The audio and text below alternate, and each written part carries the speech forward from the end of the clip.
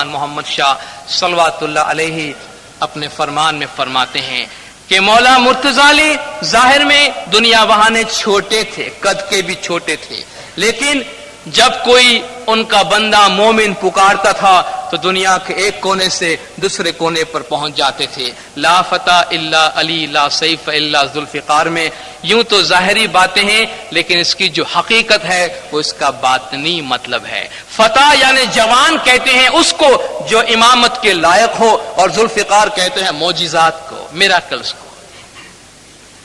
علی کے سوا کوئی بھی امامت کا حقدار نہیں، لا فتح الا علی، علی کے سوا کوئی اس قابل ہی نہیں کہ نبی کے بعد وہ امامت کا دعویٰ کر سکے اور اس کو امامت مل سکے۔ اور ذوالفقار یعنی علی کا معجزہ، علی کی طاقت اس جیسی کسی کی طاقت دنیا میں نہیں۔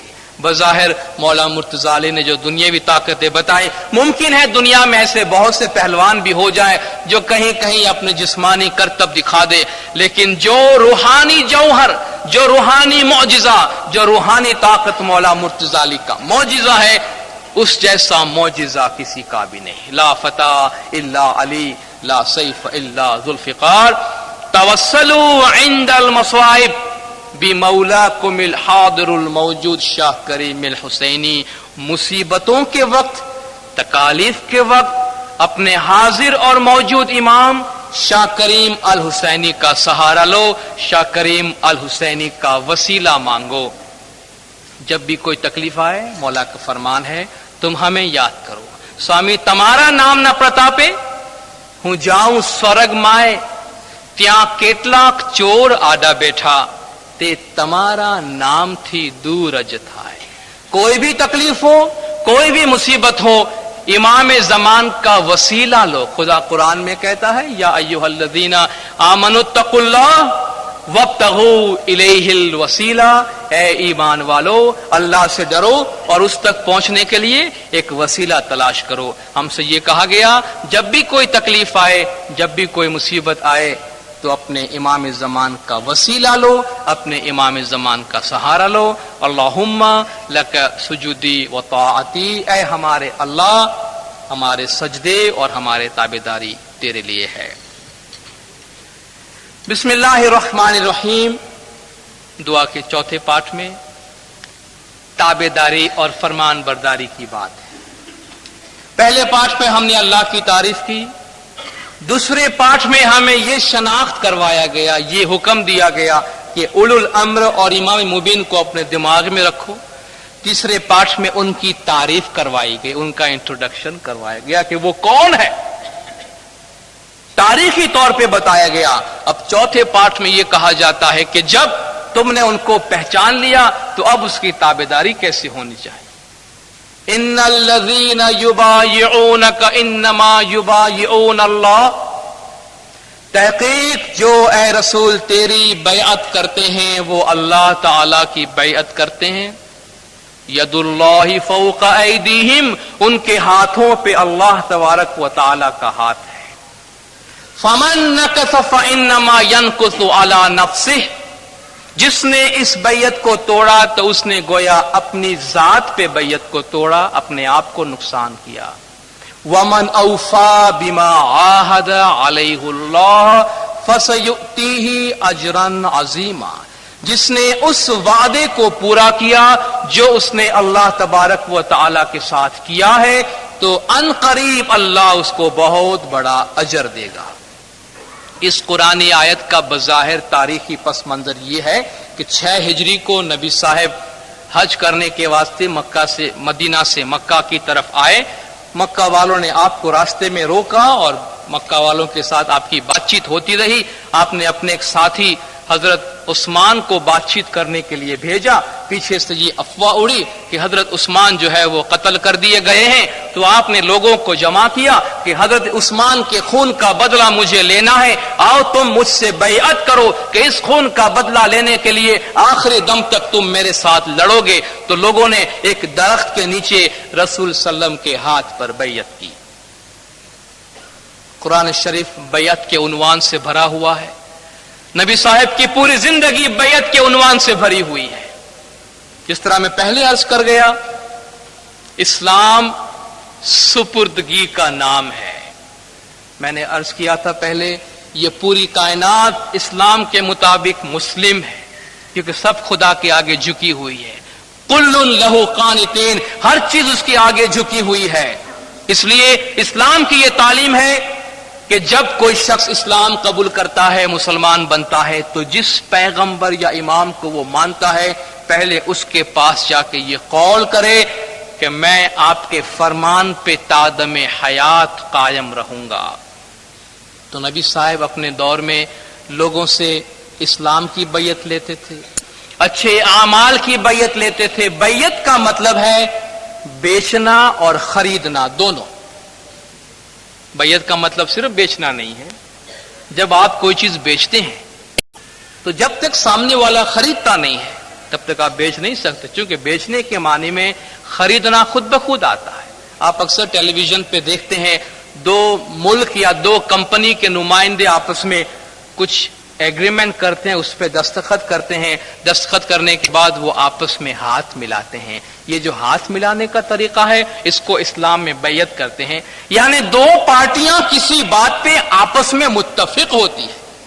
خدا اور بندہ کسی بات پہ متفق ہوتا ہے، مومن اور پیغمبر، مومن یا امام کسی بات پہ متفق ہوتا ہے. اور اتفاق کس بات پہ کرتے ہیں؟ وہ کہتے ہیں کہ ہم اپنا تن من دھن اپنے اختیارات یا مولا اے رسول تیرے سپرد کرتے ہیں، آپ جو فرمان کریں گے اس پہ عمل کرنا میرا کام. انہوں نے کہا اگر تم ہمارے فرمان پہ عمل کرتے ہو تو تمہاری روحانی آبادی کی ذمہ داری ہمارے ہاتھ میں. یہ بزنس ہے، یہ لین دین ہے، یہ خدا کی خرید و فروخت ہے. ان اللہ اشترى من المؤمنین انفسهم واموالهم بان لهم الجنہ. خدا مومنوں سے ان کے مال اور جان کو خریدتا ہے اس بات کے عوض کہ ان کو جنت دیا جائے. خدا کچھ دیتا ہے، مفت نہیں مانگتا. اگر خدا کہتا ہے تم کو بزنس سے مطلب ہے تو آؤ ہم بزنس کرتے ہیں. اے ایمان والو، ہم تم کو کوئی ایسی تجارت بتائیں جس میں کبھی گھاٹا نہیں اور تم کو آخرت کے عذاب سے محفوظ رکھے. تو پھر خدا پہ ایمان لاؤ، رسول پہ ایمان لاؤ، اچھے اعمال کرو. یہ ایک بزنس ہے، ایک طریقہ ہے جو خدا بتاتا ہے. تو دین کے اندر قائم رہنے کے لیے مکمل تابعداری اور مکمل فرمان برداری بہت ضروری ہے. جس طرح اس کائنات کی سلامتی آپ دیکھتے ہیں وہ اس بات میں ہے کہ وہ سب خدا کے امر کے مطابق چلتا ہے. بالکل اسی طرح انسان کی کامیابی سلامتی اس میں ہے کہ وہ خدا کے امر پہ، رسول کے امر پہ برابر چلے.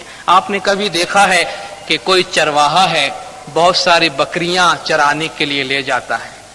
وہ ان بکریوں کی سلامتی اسی میں ہے کہ چرواہا جہاں لے جائے وہاں جائے. ان میں سے کوئی بھی بکری اپنی مرضی کے مطابق راستے میں چلنے گئی تو اس کی جان کا خطرہ ہے، کیونکہ اس کو نہیں معلوم کہ وہ کس دنیا میں جی رہی ہے. بالکل اسی طرح اگر پیر مرشد کے فرمان میں کوئی آدمی آ گیا تو گیا اس کے اوپر ایک چھتر آ گیا، ایک سایہ آ گیا، ایک پروٹیکشن آ گیا. جو اس سے باہر نکل گیا اس کے اوپر کوئی ذمہ داری نہیں، اس کی کوئی پروٹیکشن نہیں. اس آیت میں خدا کہتا ہے کہ اے رسول، جو لوگ تیرے ہاتھ پر بیعت کرتے ہیں، تیری بیعت کرتے ہیں، وہ اللہ کی بیعت کرتے ہیں. ظاہر ہے کہ روئے زمین پر کوئی ایسا آدمی ہمیشہ چاہیے جو ہم سے خدا کی بیعت لے. پیر ناصر خسرو جب اسماعیلی مذہب میں نہیں تھے، اثنا عشری طریقے میں تھے، بڑے زبردست عالم تھے، قرآن کا مطالعہ کرتے تھے. قرآن کی یہ آیت سامنے آئی، ان الذین یبایعونک انما یبایعون اللہ ید اللہ فوق ایدیہم. ان کے ہاتھوں پہ اللہ تعالیٰ کا ہاتھ ہے. اور ان کے دماغ میں ایک سوال پیدا ہوا. کہتے میں نے ملا مولویوں سے، عالم فاضل سے، ایک ایک آدمی سے پوچھا کہ مجھے اس سوال کا جواب دو کہ خدا کا ہاتھ کدھر ہے.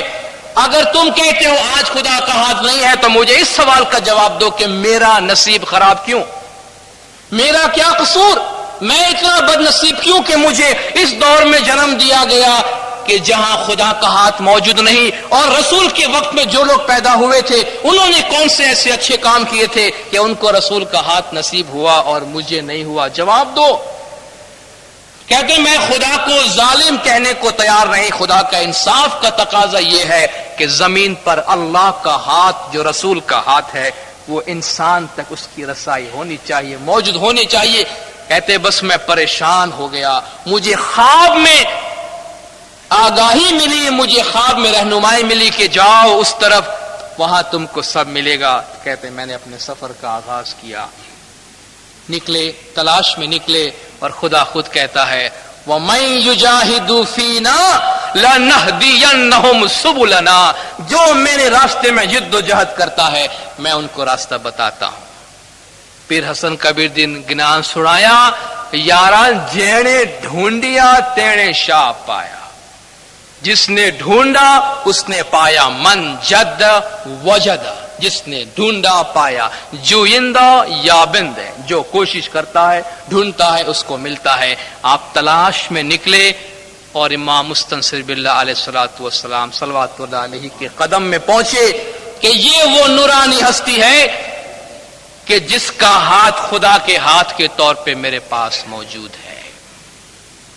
تو نبی صاحب کے بعد جس طرح نبی صاحب خود کہہ گئے کہ میرے بعد امام جانشین تمہارے درمیان موجود ہے، جس طرح نبی صاحب کا قول خدا کا قول تھا، نبی صاحب کی اطاعت خدا کی اطاعت تھی، نبی صاحب کی فرمان برداری خدا کی فرمان برداری تھی، آپ نے کوئی کام کیا خدا نے فرمایا میرا کام ہے، یہ سارا منصب آپ مولا مرتضی علی کے حوالے کر گئے۔ خدا فرماتا ہے جو رسول کے ہاتھ پہ بیعت کرتا ہے، جو رسول کو قول دیتا ہے وہ اللہ کو قول دیتا ہے۔ آج ہم جو مولانا حاضر امام کو بیعت دیتے ہیں، اور ہم میں سے ہر ایک نے مولانا حاضر امام کو بیعت دی ہے، ورنہ ہم یہاں بیٹھنے کے، اس گھر میں داخل ہونے کے بھی حقدار نہیں ہیں۔ ہماری ہوشیاری چالاکی نہیں، شکر الحمدللہ مولا کا کہ مولا نے ہمیں قبول کیا۔ آج مولا اگر اتنا فرما دے کہ میں تمہاری بیعت قبول نہیں کرتا، سر پھوڑ کے مر جائیں گے دیوار میں پٹک پٹک کے، کچھ نہیں بنے گا۔ ہماری بیعت دینے سے نہیں بنتا، امام کے قبول کرنے سے بنتا ہے۔ آج دنیا میں ہزاروں آدمی ہیں جو آتے ہیں بھائی اسماعیلی مذہب میں ہمیں داخل کرو، اتنی بھی کیا جلدی ہے، جب جینا ہے برسو، آرام سے بیٹھو۔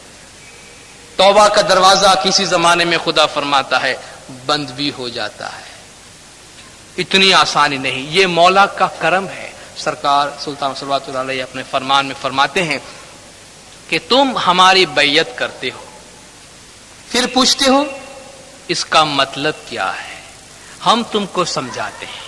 اس کا مطلب یہ ہے کہ تم اپنی جان، مال، اولاد، تن، من، دھن، اپنے اختیارات تم میرے حوالے، میرے ہاتھ میں لا کے سپرد کرتے ہو۔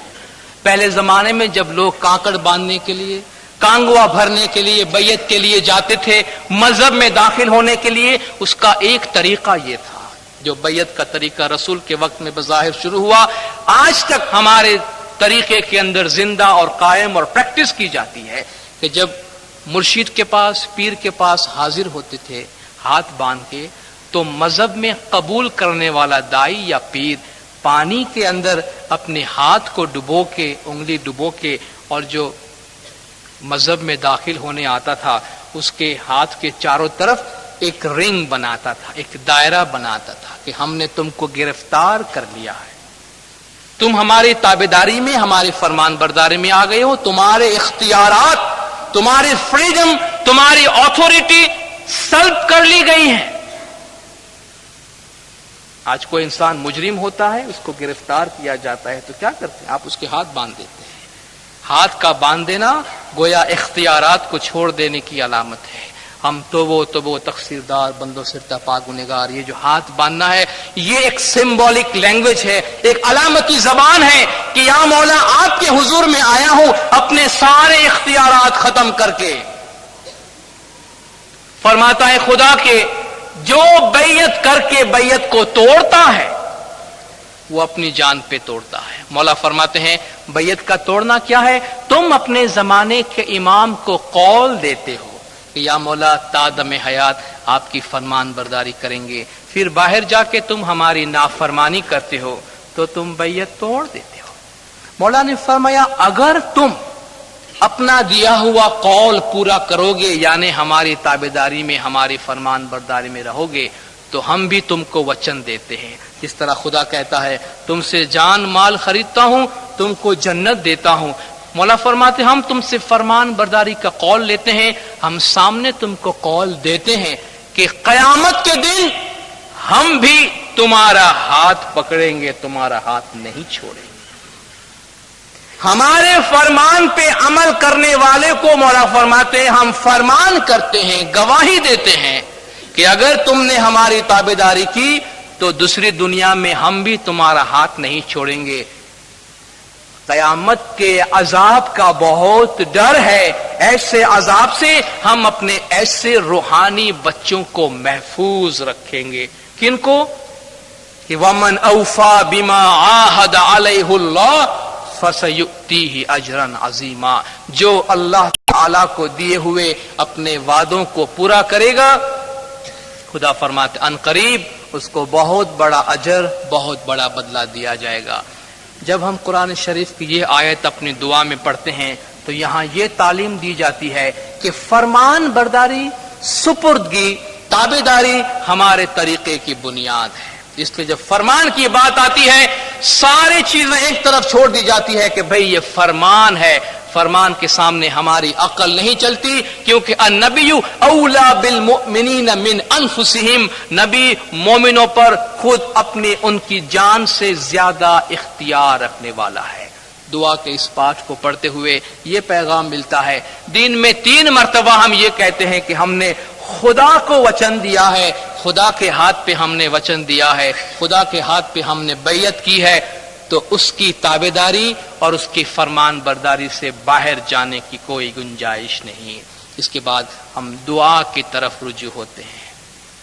اللہم اغفر لنا ذنوبنا، اے اللہ معاف کر دے ہمارے گناہ۔ غفر یغفر کہتے ہیں ڈھانپ لینے کو، بخشش دینے کو، معاف کر دینے کو۔ ایک بڑی خوبصورت بات یہ ہے کہ ہمیں دعا کی میننگ سیکھنے یا سمجھنے میں کبھی کبھی بڑا پرابلم ہوتا ہے، تو یہ کیا عربی میں پتہ نہیں کیا بولتے، سمجھ نہیں آتی ہمیں۔ جناب اس میں بہت سی باتیں وہی ہے جو ہم عام اپنی تسبیح میں دعا کے طور پہ مانتے ہیں۔ ذرا دعا کی کتاب کھول کے اللہم اغفر لنا ذنوبنا کا ترجمہ دیکھیے، جو ہم کہتے کہ یا مولا تو گد جماعت جا تمام گناہ معاف کر، وہی دعا ہے۔ اللہم اغفر لنا ذنوبنا، اے خدا، اے اللہ ہمارے گناہ بخش دے۔ مولا اپنے فرمان میں فرماتے کہ انسان کو خدا نے کمزور بنایا ہے، دن میں 5 7 9 گناہ کر دینا انسان کی قدرتی بات ہے، کوئی انسان گناہ کے بغیر نہیں رہ سکتا، لیکن گناہ سے توبہ نہیں کرنا، گناہ سے معافی نہیں مانگنا، وہ بڑا عیب ہے۔ امام نے فرمایا خداوند تعالیٰ کو انسان کی روح بہت عزیز ہے، بہت پیاری ہے، ایسی روح جو خدا کو بہت عزیز اور پیاری ہے اس کو جہنم میں نہیں جانے دینا چاہیے، اور روح کو جہنم میں جانے سے روکنے کے لیے مومن کو چاہیے ہمیشہ توبہ استغفار سے کام لے۔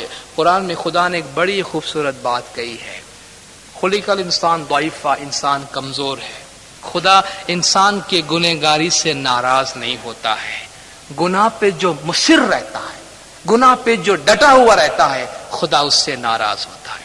خدا کہتا ہے ایک انسان گناہ کرتا ہے، معافی مانگتا ہے، گناہ کرتا ہے، معافی مانگتا ہے، تب تک میں عذاب کو اس سے دور رکھتا ہوں۔ خدا صرف گنہگار پہ خامخواہ عذاب نہیں، وما کان اللہ معذبہم وہم یستغفرون، وہ گناہوں کی بخشش مانگتے ہیں، معافی مانگتے ہیں تو خدا کبھی بھی ان پہ عذاب نہیں کرے گا، شیور ہے۔ اس کا مطلب یہ ہے کہ ہم دن میں 3 مرتبہ کم سے کم دعا میں اور تسبیح میں کہتے ہیں کہ یا مولا اللہم اغفر لنا ذنوبنا، خدا ہمارے گناہ بخش دے، تو اتنا یقین ہے کہ خدا کبھی ہمیں عذاب نہیں کرے گا، کیونکہ ہم قبول کرتے ہیں گناہ ہم سے ہو جاتا ہے، اس لیے ہم خدا کے سامنے جھک کے عاجزی کرتے ہیں، خدایا ہمارے گناہوں کی وجہ سے ہماری پکڑ مت کرنا، ہمیں بخشش میں رکھنا، معاف کرنا. اللہم اغفر لنا ذنوبنا وارزقنا، اور ہمیں رزق دے، ہمیں کھانا پینا دے. یا مولا گج جماعت جی روزی روزگار میں برکت، یہ ہے ورزقنا. خدا ہمیں رزق دے. رزق سے مطلب صرف دانا پانی ہی نہیں، کھانا پینا ہی نہیں. انسان کو 3 قسم کی کھانے کی ضرورت ہے. زندہ رہنے کے لیے، پیٹ بھرنے کے لیے دنیاوی کھانا، روح کی زندگی کے لیے عبادت روحانی کھانا، عقل کی زندگی کے لیے علم. اور یہاں تینوں چیز آتی ہے. خدایا ہمیں ظاہری، باطنی، نورانی سارا رزق دے. اور خدا کہتا ہے جب میں رزق دیتا ہوں تو بغیر حساب دیتا ہوں. واللہ یرزق من یشاء بغیر حساب. خدا جسے چاہتا ہے حساب کے بغیر دیتا ہے، کیونکہ وہ رزاق ہے. سامی راجو سہنو داتار چھے انہیں روزی نو پورنہار. مولا سب کا مالک ہے، روزی پورا کرنے والا ہے. ورزقنا ورحمنا، اور ہم پہ رحم کر. یا مولا تو گج جماعت میں تھے رحم کر ان راضی تھی. یا مولا ہم پہ رحم کر. ورزقنا ورحمنا. اور رحمت ایک ایسی چیز ہے، اگر کوئی خدا سے کوئی چیز مانگتا ہے قیمتی سے قیمتی تو انصاف نہ مانگے اور کچھ نہ مانگے. خدایا اپنی رحمت میں جگہ دینا. یہ خدا کی رحمت پوری کائنات کو اپنے گھیرے میں لے لیتی ہے. جس پہ خدا کی مہربانی ہو جائے، جس پہ خدا کی رحمت ہو جائے، اس کا بیڑا پار ہو جائے. ایک آدمی اچھا عمل کرے، اچھا کام کرے، ہمیں ایسا لگے ہم نے اچھا کام کیا، تو مولا کے حضور میں جا کے یہ دعا نہ مانگے کہ یا مولا میں نے عبادت کی ہے، خیرات کی ہے، نیک کام کیا ہے، انصاف کر کے میری اچھائی کا بدلہ دینا. دینداروں خدا سے انصاف کبھی نہیں مانگنا، کیونکہ کہاں کہاں ہم سے گناہ ہو گیا جو خدا نے ویسے ہی بھلا دیا ہے. اگر انصاف کرنے بیٹھے گا تو بڑی مصیبت ہو جائے گی کہ وہ بات ہے جس کا ہمیں علم نہیں اس کو علم ہے. اس لیے خدا کہتا ہے رحمت کی دعا مانگ. پیغمبر آدم علیہ السلام کو جب آسمان سے نیچے ڈالا گیا تو دعا مانگتے ہیں کہ ربنا ظلمنا انفسنا، ہم نے اپنے آپ پہ ظلم کیا. وَإِن لَّمْ تَغْفِرْ لَنَا وَتَرْحَمْنَا، اگر آپ نے ہم کو معاف نہیں کیا اور ہم پہ رحم نہیں کیا، لَنَكُونَنَّ مِنَ الْخَاسِرِينَ، تو ہم بڑے نقصان اٹھانے والوں میں سے ہو جائیں گے. اگر آپ نے ہمیں معاف نہیں کیا اور رحم نہیں کیا ہم پہ تو ہمارا کوئی ٹھکانہ نہیں. اس لیے ہمیں رحمت کی دعا مانگنے کو کہا گیا. اور وہ دعا بھی خدا کے فرمان کے مطابق اس کے پسندیدہ ہستیوں کے وسیلے سے. بحق رسولک المقربین، آپ کے قریب، آپ کے نزدیک جو بیٹھے ہیں آپ کے رسولوں کے واسطے سے. وَأَئِمَّتِكَ الْمُطَهَّرِينَ، اور آپ کے پاک اماموں کے وسیلے سے اور پاک اماموں کے واسطے سے. وَبِحَقِّ مَوْلَانَا وَإِمَامِنَا شاہ کریم الحسینی، اور ہمارے مولا ہمارے امام شاہ کریم الحسینی کے واسطے سے جو دعائیں ہم نے مانگی، اللہم اغفر لنا ذنوبنا وارزقنا وارحمنا، یہ ہم امام اور پیغمبروں کے وسیلے سے مانگتے ہیں. خدا خود کہتا ہے خدا تک پہنچنے کے لیے وابتغوا الیہ الوسیلہ، ان وسیلوں سے، ان واسطوں سے تم خدا تک پہنچو اور خدا سے دعائیں مانگو. اللہم لک سجودی وطاعتی، اے اللہ میرے سجدے، میرا سجدہ اور میرے عبادت تیرے لیے ہے. دینداروں مولا کے کرم سے اور آپ لوگوں کی دعاؤں سے، آپ لوگوں کے حوصلہ افزائی سے آج تیسرا دن ہم نے مکمل کیا. انشاءاللہ مولا کی مدد رہی اور آپ لوگوں کی حوصلہ افزائی رہی تو کل ہم دعا کا فلسفہ مکمل کریں گے. خدا نور مولانا شاہ کریم الحسینی حاضر امام گج جماعت کو علم اور حکمت کی برکت سے نوازے. مولا گج جماعت کے تمام گناہ معاف کرے، سب کی نیک امیدیں پوری کرے، آخری دم تک ایمان سلامت رکھے، سکھی سلامت آباد رکھے، دیدار نصیب کرے. صلوات پڑھے دیندارو. اللہم صلی علی محمد.